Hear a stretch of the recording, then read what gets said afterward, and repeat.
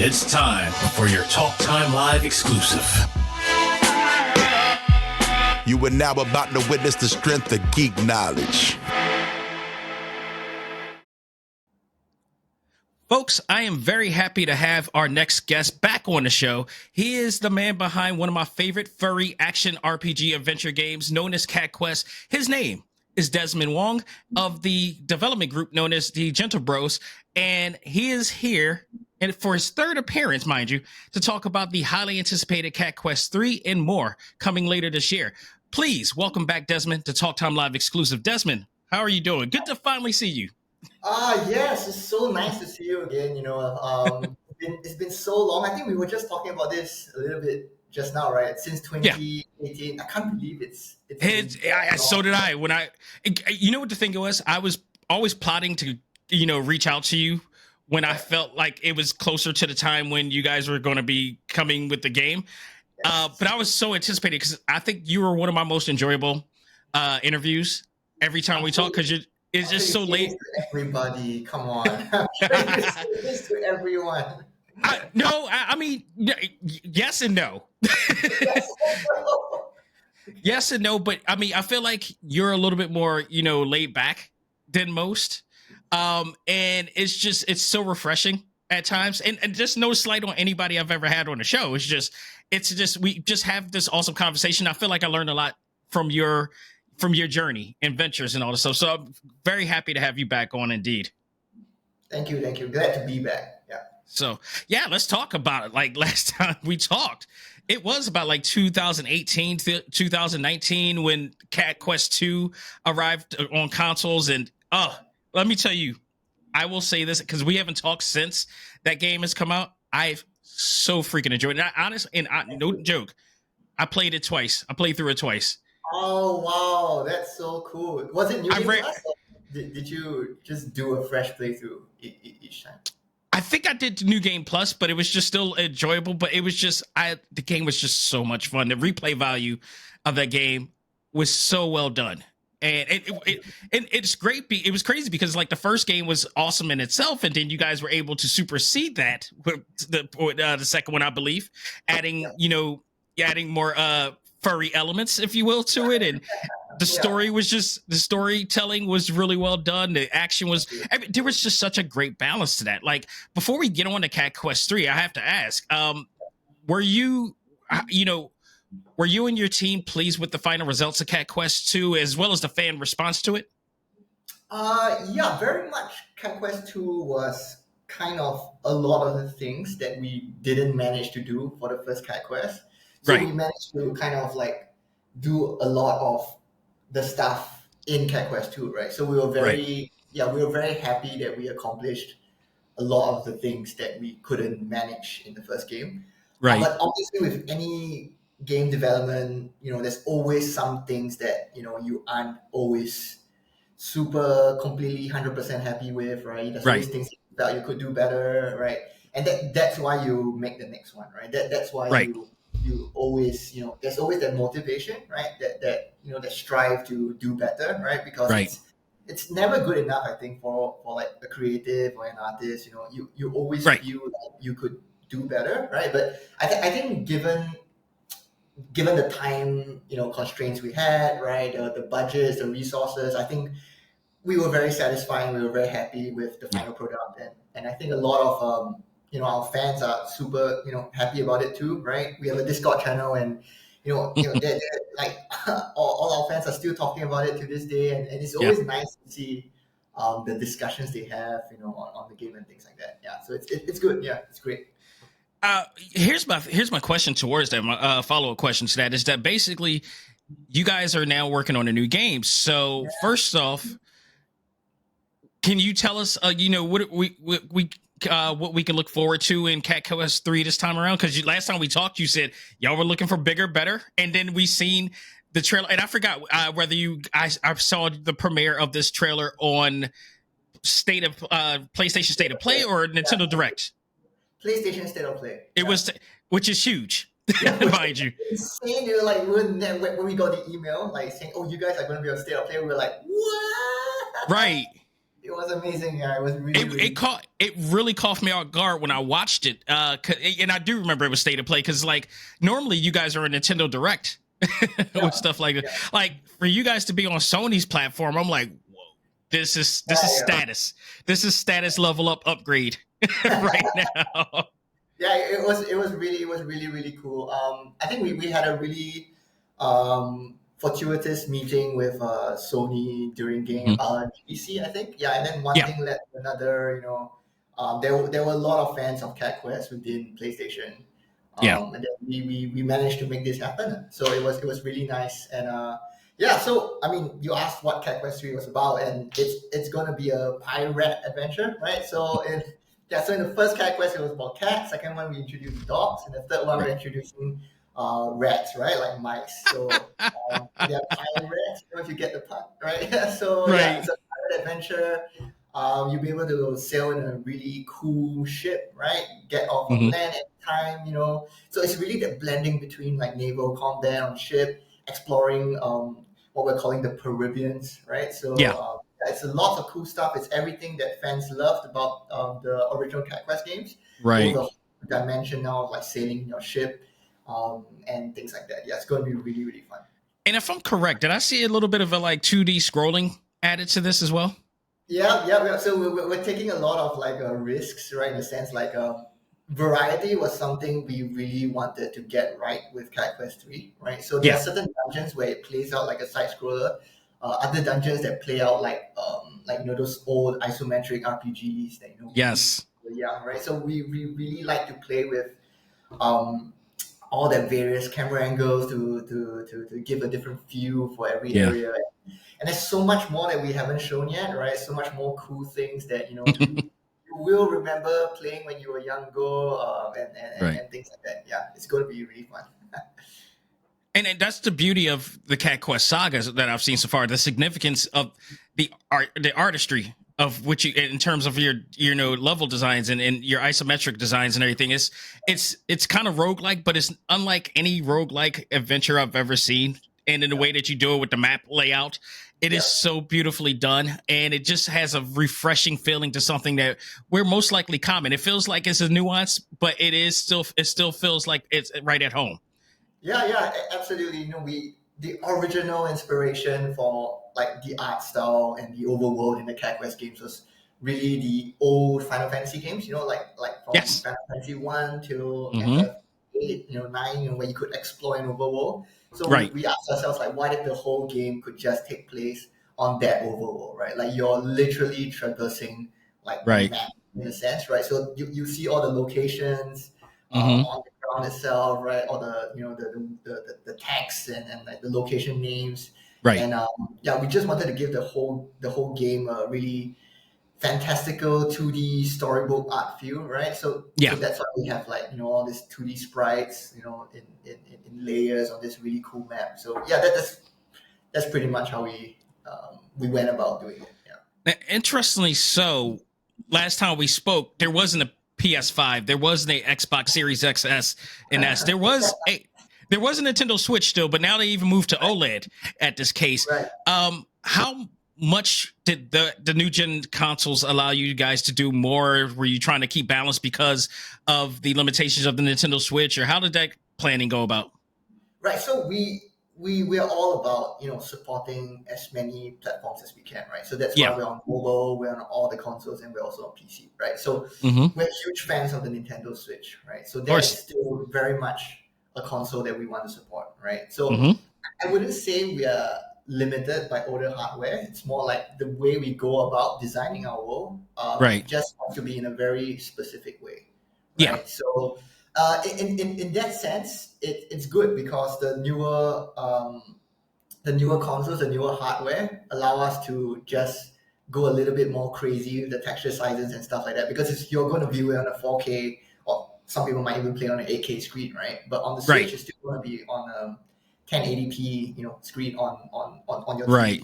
Essentially the output is 1080p, right? So so the major change that we had to make was really look at all our art assets that we've done in the past, and we just double the resolution of everything. So it's like future proof, right? We want the game to look great on it on an 8K screen, right, and run at Right. 120 FPS on the PlayStation 5, right? So it hasn't really changed the way we went about doing things in a way, because we're still very much taking into account the Nintendo Switch and older PC configurations and things like that. Right.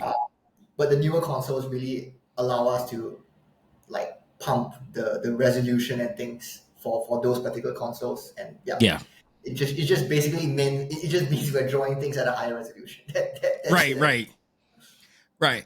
So we've all experienced a lot since since the second installment of the game came out, and especially with the pandemic hitting the world around 2020 to 2022 at best. Oh man, that was a long time. Can you talk a little about your journey through those years leading up to the development of Cat Quest 3, and whether the pandemic had any effect in the plans for the development? Oh man, okay, this is going to be a really tough conversation to have, because a lot of things happen between I'm sure, and now. And talking about that, it doesn't feel that long ago, right? No, it really doesn't after all this time. Like it's been a while, right? It's been a couple of years, right? Since that, but yeah, a lot of things happen. So, we really haven't talked about this publicly yet and stuff like that. But there was one of the founders in the Gentle Bros, right? He went through like some tough times during COVID, right? And he had to leave the company, right? So yeah, it was a tough moment for us, right? Because we were always just like three people, right? So losing just one of us was really bad, right? Because he was our programmer, so without him, like what right.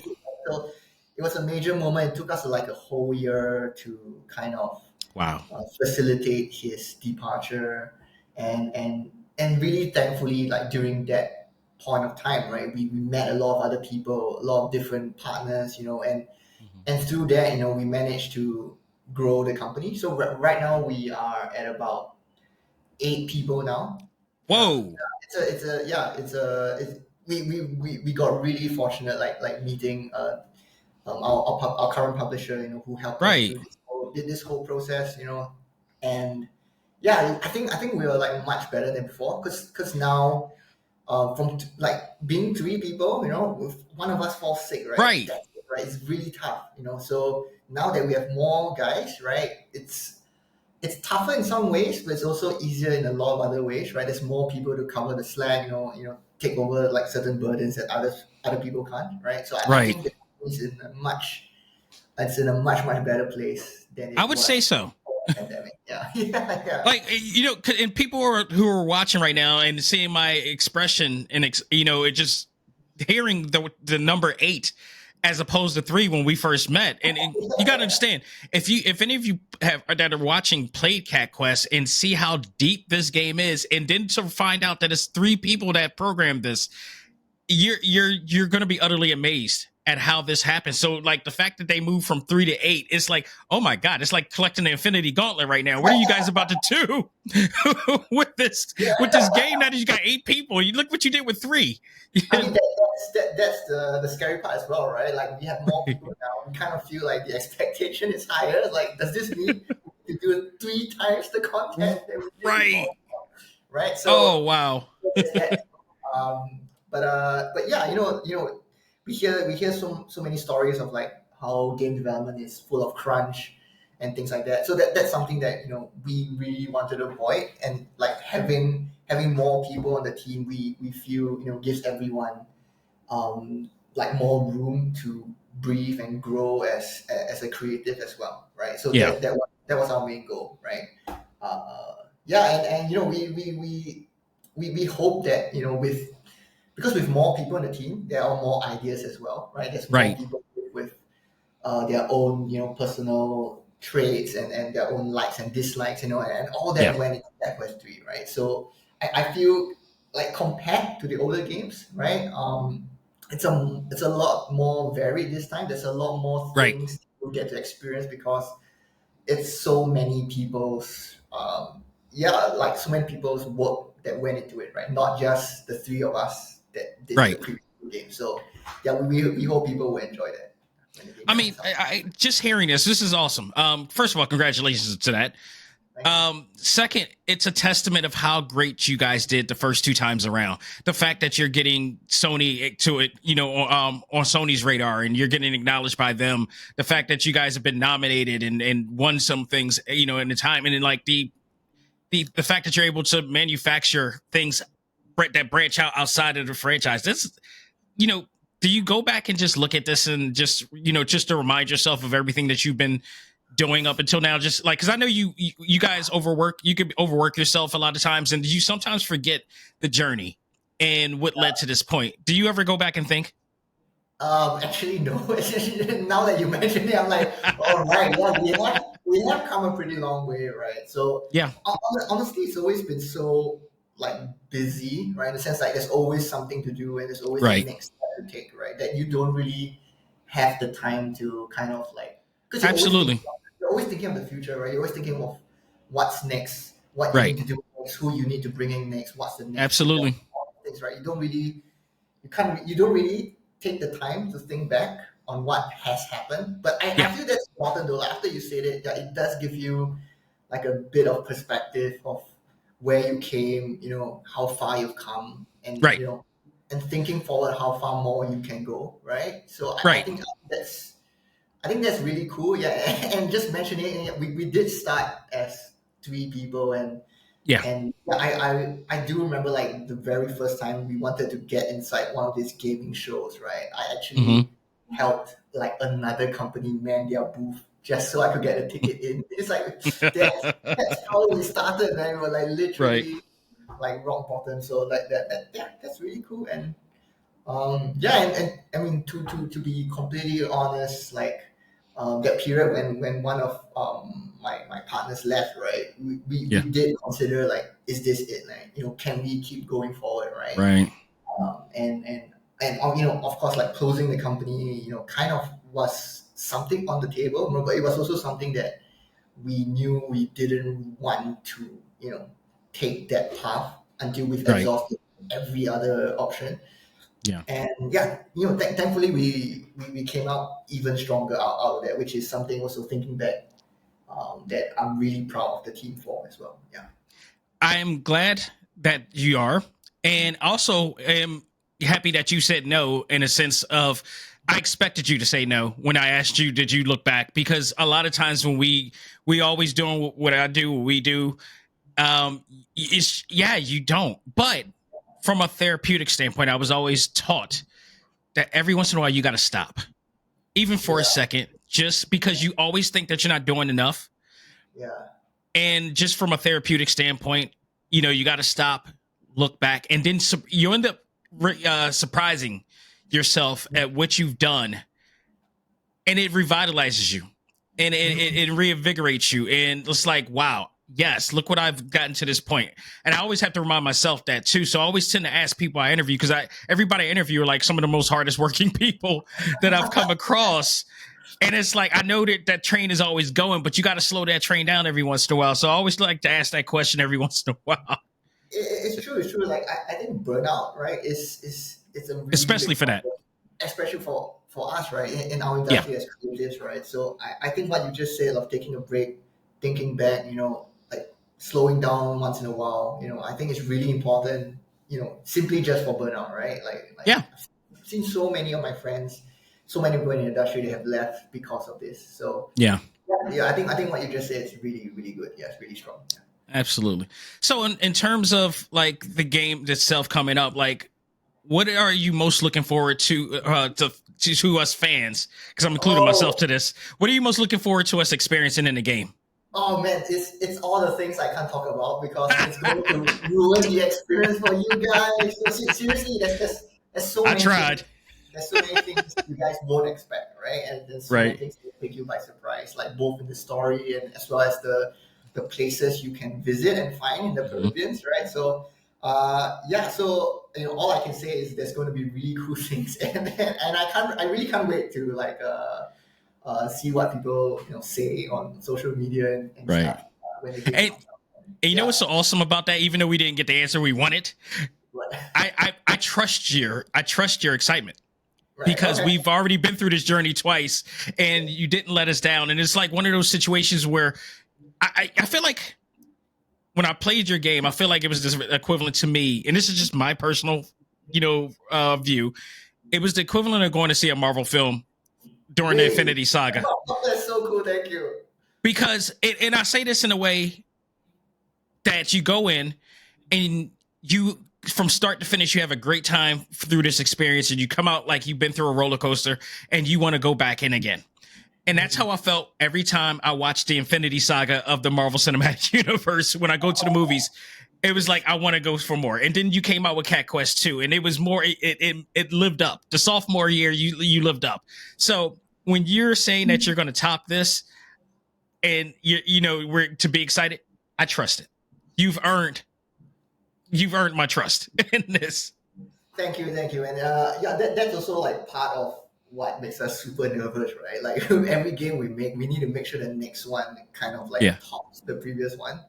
Mm-hmm. And with every game you make, you're always giving your 100%. So it's always like, how are you going to top what you already put 100% in, right? So, but I really think we did this time because we had more people, we had like more ideas that came in. So when I looked at that trailer, I was like, oh, he is actually going to top this. We changed the content, we added so many more things. Now you can see like all the way into the distance, which if you think about it, it really helps in exploration, right? Because you see this like super interesting tower or mountain in the background. Say like, there, can I go there? And then you're like, yeah, you can, right? Because previously in Cat Quest, it's always been kind of a bit more isometric, right? In a sense. Yeah, but this time that element of being able to see all the way into the distance, it's going to be crazy. That really changes the way you explore for a Cat Quest game. Yeah.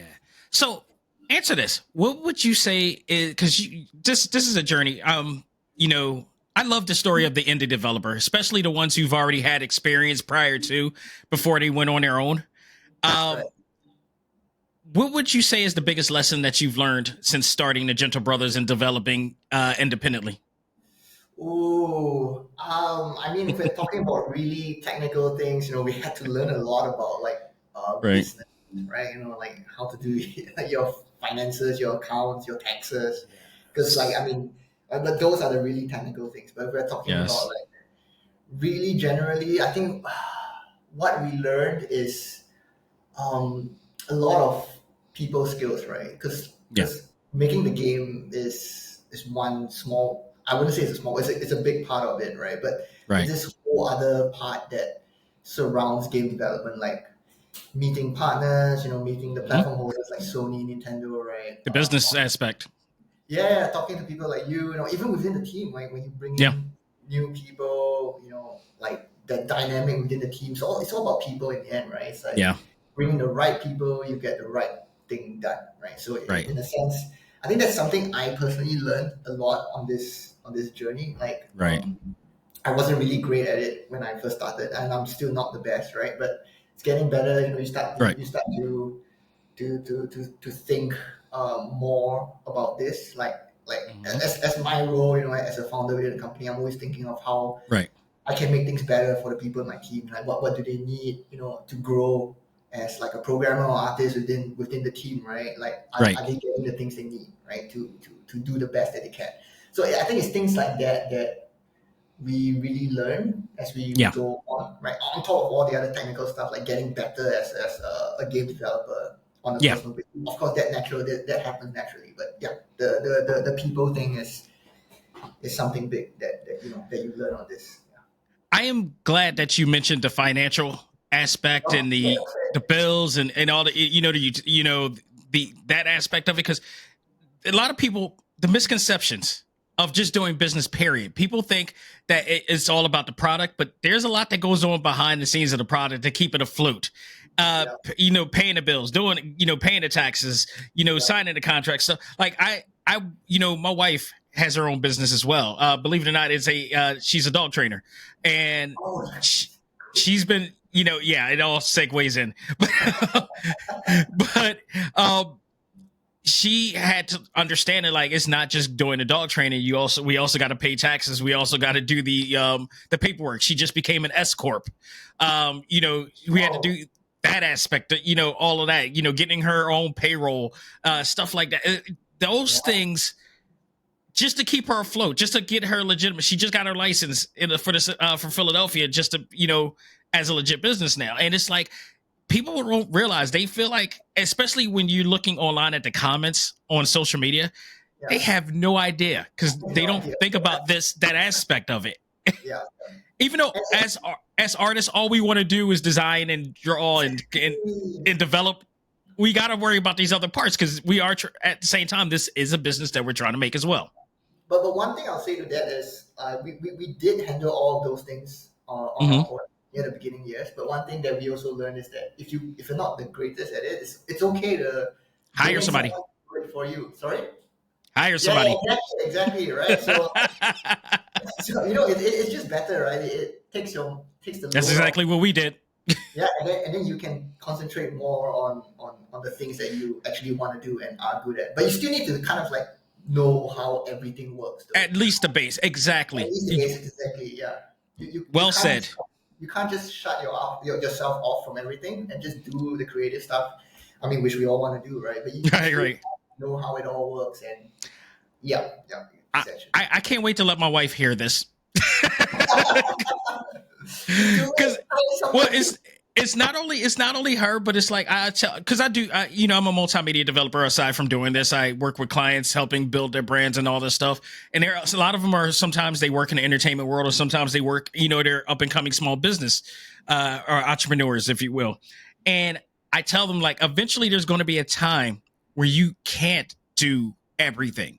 And that's a good thing. You're at a point where you need to hire somebody else to do certain things. And when that happens, that is a great thing. It's okay to hire other people to do other things. And like you said, and I'm really glad you said this, you still have to know at least the bare basics of what they're doing to keep an eye on everything that's going on. Exactly. I've worked for companies where, like, some people have, in higher positions, made that vital mistake of not really knowing what is going on in every single department. It didn't work well for that person. I think that's why you always hear like people high up. It's always better if they start from the bottom and work themselves up, because then they get to experience everything. It's like in IT. If you're doing IT or something like that, there's systems analysis.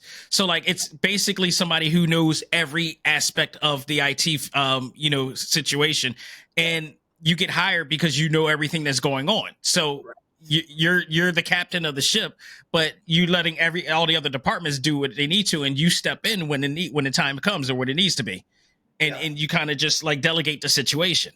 So. Yeah, you do have to learn and know the bare basics of it, but yes, at some point you just got to hire somebody and just so you can keep your product going.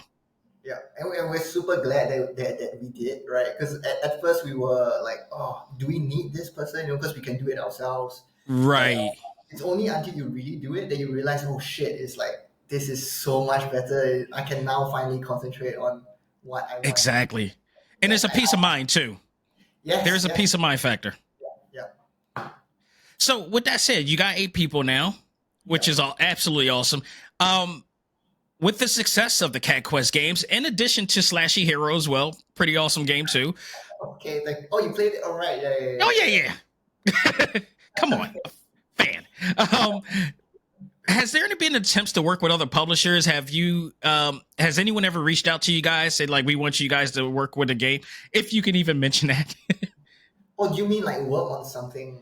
Yeah, like say like if a publisher would like, I'll give an example. Maybe Sega sees what you do and they want to work. They want you to help develop a particular game. Have anybody have ever approached you guys?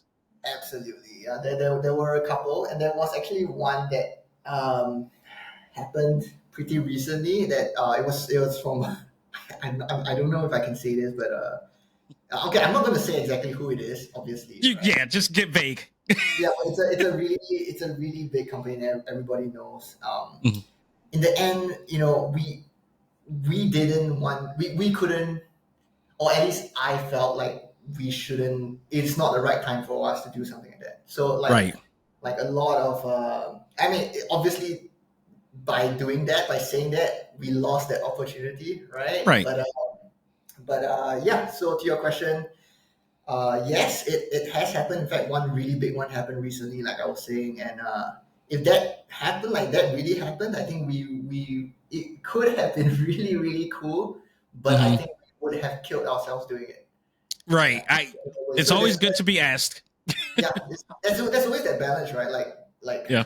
should you kill yourself to get something done, Yeah. or is the end product worth everything? So I think if I was like 5 or 10 years younger, I might have just done Jumped on it and drained yourself out and yeah. But something I've realized is as I'm getting older and more mature as a game developer, sometimes you gotta find that balance, right? And Yeah. oftentimes it's that balance that really makes the product speak for itself in the end, in a way. Like you can tell if a product has been like kind of rushed or overstretched, in a way. Like not everything's as polished as it could be, and that's not right. that's not what we really want for the games we make. So it's really finding that balance. But yeah, hopefully that same opportunity comes knocking on our door again in the future. Who knows, right? But yeah, something really cool could have happened. But yeah, I agree, and I respect that you thoroughly thought about that and you worried about yourself and your team's well-being for doing so, because some people would just jump right at it, not thinking about the consequences, not being I guess conscious of their well-being as well, and it's like you're just trying to get that name going and the resume added on and stuff like that. Sometimes you just need to pull back. Yeah, exactly. You got to know when to pull back and when to kind of push forward. Yeah, Absolutely. That's how I feel. Yeah.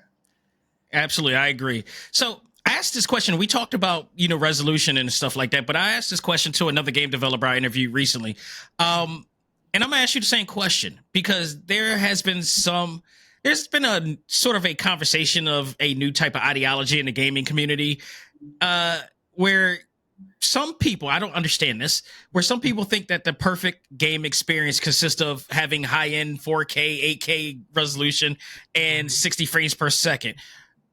Where's your thought process in this, and where do you believe that to be true? Wait, for a game to be good, it needs to have 4K 60 frames. Is that So the question? basically, it's like they believe, and these are some of these guys are PC gamers too, but they have reason to believe that their best experience, like a game is not fun unless it has high resolution graphics or 60 frames per second. But like by that logic, there will be no such thing as retro games ever again and stuff like that. But where's your mind at in that situation? Do you agree with that, or do you have a different philosophy?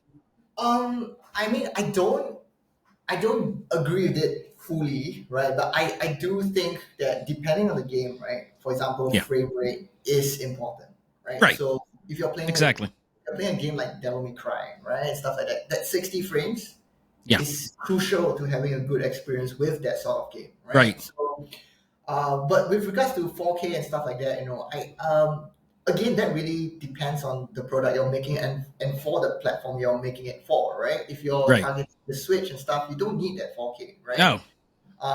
Obviously, if your target audience, if your game is all about the graphics, right? Let's take Naughty Dog, right? And the Last of Us games, it's all about that graphical fidelity. It's all about making as close to real life, and selling that emotion. Then having a game that displays really well at 4K helps your experience, right? Because you're trying to make players connect with your characters, and having that extra visual fidelity helps in your goal, right? So that's why I feel at the end of the day, it's really about the game that you're trying to make, and and what you need to achieve that goal. Yeah, Absolutely. And we've seen games I've played games that didn't have the 4K and didn't have even if it was at 30 frames, I still enjoyed the hell out of it. Some of it more than AAA games. Yeah, absolutely. I mean, we both grew up playing all these games, like the PlayStation era, the N64 era, and stuff like that. Hey, you're talking to somebody who played Pong. Okay, all right. You You're don't get way. no farther back than that. But yeah, I mean, like games back then, like the old Final Fantasy games, they were Hmm. like they weren't even 30 frames. You know, like in the Right. combat, yeah, the combat scenarios alone, I think they were like 15 to 20 something frames. You know, but it Oh was god, still yeah. yeah, it was still really fun because the old Final Fantasy games didn't need that Twitch, that Twitch No. input, right? It's just like you're just selecting options of a menu, right? Right, basically.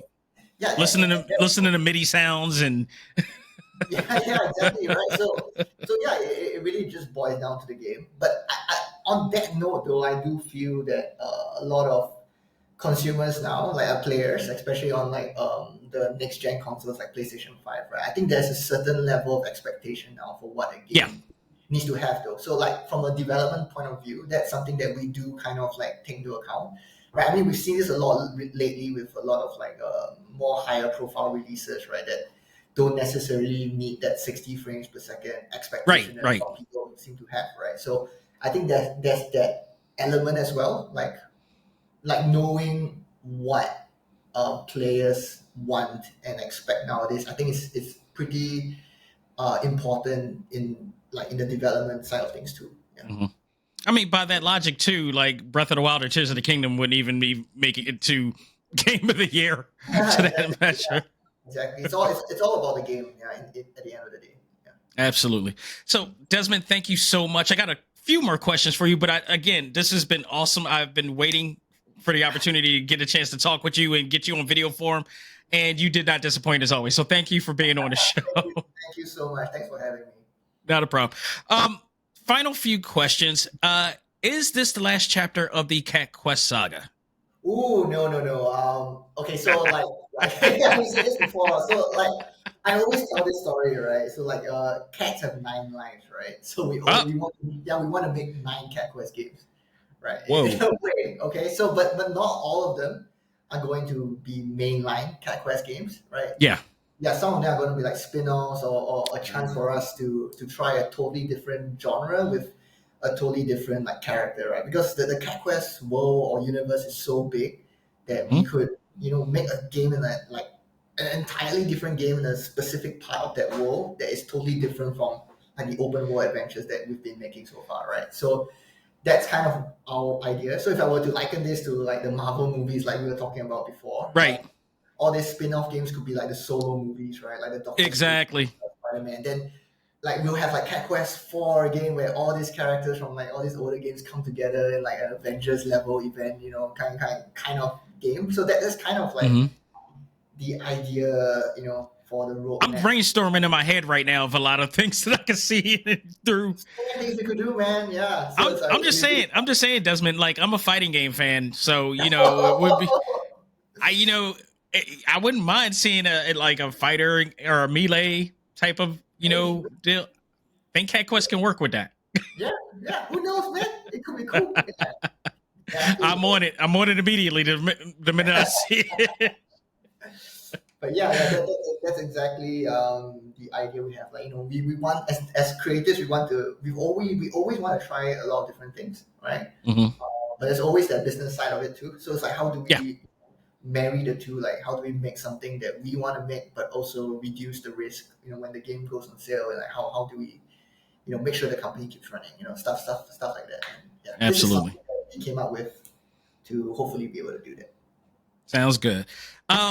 Now here's the biggest question that you probably won't be able to answer. Oh no! Yeah. Can you give us any idea on when we can get our hands on this game? Oh, I can't. Sorry. but everyone would find out soon. If everything goes well. Yeah, yeah. I'll accept that. Yeah. But after that, what's next for the Gentle Bros? Anyway, at this point, besides taking a vacation, taking some much needed rest and everything. Oh, what's next? Just okay. There's obviously I can't talk about that next, right? But I think what I personally want to do is something completely different from what we've done so far. Like Right. both in terms of art style, game design, and like general feel of the game. I really want to try something different. So Yeah. And that's something I think, I will pitch to my team and see if everybody's on board. And then if everybody loves it, that's what we'll do. But yeah, I think our next product is not going. It's going to be something very different from what we've done before, right? At the very least, yeah. Again, I have full trust. Oh no, getting sweaty. No. Yes. No, Desmond, thank you so much again. Right now, I'm going to give you the opportunity to let our listeners, our viewers know where they can find the Gentle Brothers and when they can find out whenever Cat Quest 3 is coming. So the floor is yours. All right. I mean, if you want to follow us on social media, we are on Twitter, or is it called X now? We're on Facebook as well. You can join our Discord channel. And yeah, look forward to more news within the general gaming space. We will be putting out more stuff for Cat Quest 3 soon. We're working on those stuff now. And yeah, I hope everybody looks forward to Cat Quest 3. And if you haven't played the first two games, what are you waiting for, right? Agreed. Go and give them a shot. Yeah, it's really cool. Honestly, if you like action adventure games and you're a cat person like we are, you can't go wrong. You just can't with this. It is like one of the best cat themed games ever. Like, and dog yes. to that matter. Soon to be Rex. I think we're gonna have to question that one, but we'll get to that point when we get there. If you guys can make it good enough that people start owning rats on a normal basis in America, then I think that'll change that would be very, very epic. So thank you so much, Desmond. I look forward to talking with you again in the near future, and I look forward to playing this game, so people definitely go out of your way, check it out when it comes out. Thank you so much. I hope you guys enjoyed this very special episode of Talk Time Live Exclusive. On behalf of myself and Desmond Wong, all I got to say is learn to let go, live life, and love all things anime, comics, movies, and games. This is ACMG Presents Talk Time Live. We are out of here. Take care and meow. See ya.